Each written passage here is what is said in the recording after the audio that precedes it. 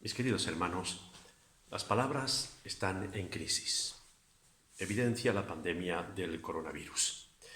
Grupos de ciudadanos protestan ante los parlamentos nacionales para hacer llegar la voz de que no creen a las palabras que les dicen para salir de la crisis del virus. En los propios parlamentos, los políticos de la oposición dicen a los gobiernos que sus mensajes a la ciudadanía son palabras mentirosas.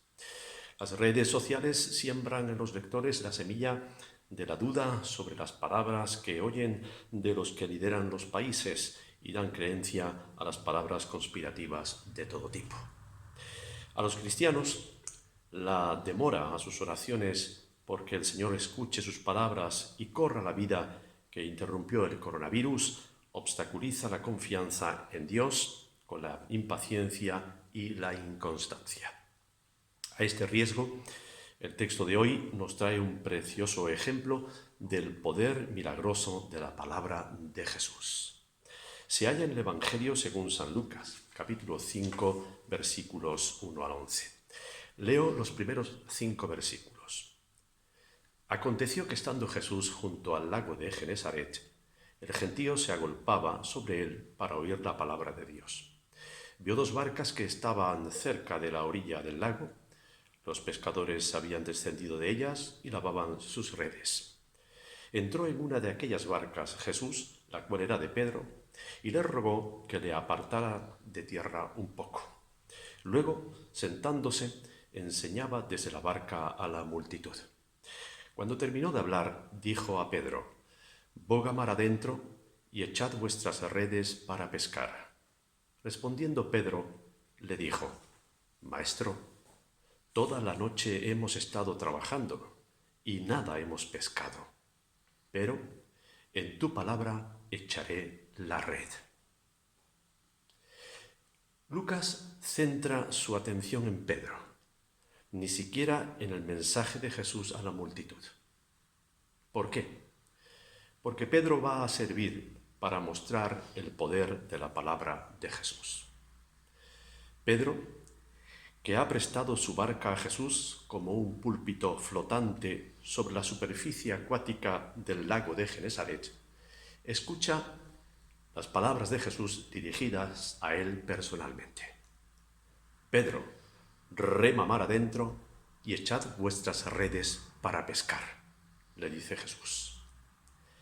¿Qué razón habría para que el hijo de un carpintero le dijera a un experimentado pescador que a plena luz del día echara la red que a su tiempo en la noche la había sacado frustradamente vacía?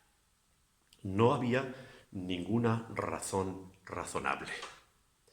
La experiencia y la práctica se oponían a que Pedro obedeciera a las palabras de Jesús.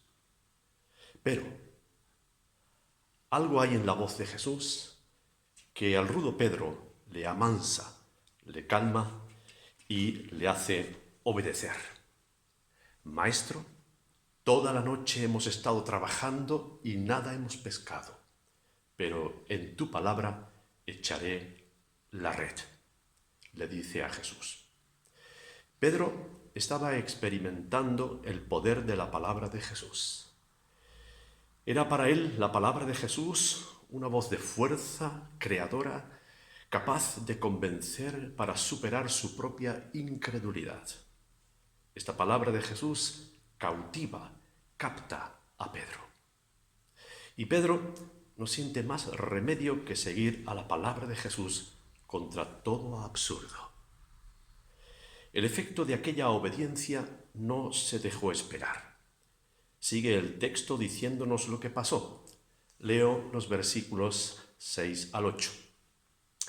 Cuando lo hicieron, recogieron tal cantidad de peces que su red se rompía. Entonces hicieron señas a los compañeros que estaban en la otra barca para que acudieran a ayudarlos. Ellos vinieron y llenaron ambas barcas de tal manera que se hundían. Viendo esto, Simón Pedro cayó de rodillas ante Jesús diciendo: «Apártate de mí, Señor, porque soy hombre pecador». Ante el efecto de la palabra de Jesús, Pedro queda impactado. Nada valía sobre la palabra de Jesús, ni su experiencia, ni su práctica. La palabra de Jesús llega al interior de Pedro y le hace consciente de la presencia de Dios y de su propia condición. El erguido, fuerte e impetuoso pescador queda quebrantado y cae a los pies de Jesús. Apártate de mí, Señor, porque soy hombre pecador.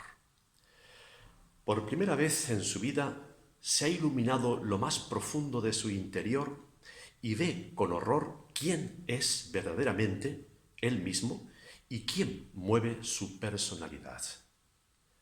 Ante este estado, la presencia de Jesús le produce dolor y le es hasta insoportable.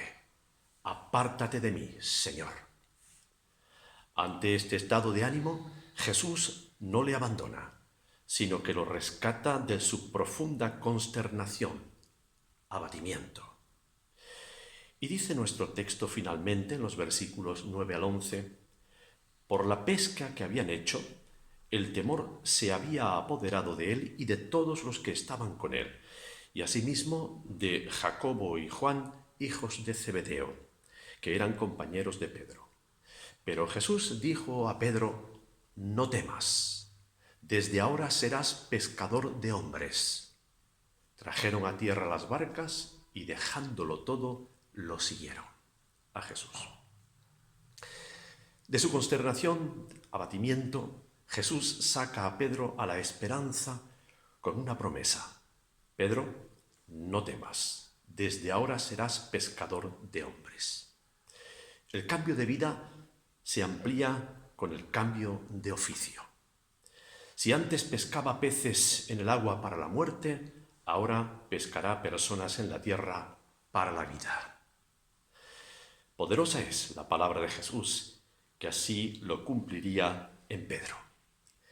El poder y con ello el acierto de las palabras de nuestros dirigentes políticos tendrán que esperar al pasar de la pandemia. Entonces se apreciará el valor verdadero de las palabras con las que nos dirigieron durante el coronavirus. Las palabras de Jesús no se hacen esperar. Ya y aquí en la tierra podemos experimentar su efecto, si con fe la aceptamos. Su palabra nos garantiza una experiencia de conversión, de cambio, que describen, como en Pedro, un antes y un después. A Pedro se atribuye lo escrito en la segunda carta, llamada de Pedro y conocida en el Nuevo Testamento, en el capítulo 1, versículo 19, cuando dice, tenemos también la palabra más segura, a la cual hacéis bien en estar atentos, como a una antorcha que alumbra el lugar oscuro, hasta que el día aclarezca y el lucero de la mañana salga en vuestros corazones. Hermanos, esta palabra segura y eficaz transforma nuestras vidas y nos capacita para transmitirla a los que aún la luz no les ha iluminado el interior de sus vidas, para darse cuenta de lo que es y por la fe en Jesucristo lo que puede llegar a ser. Una persona transformada, como Pedro, por el Señor de la palabra. Amén.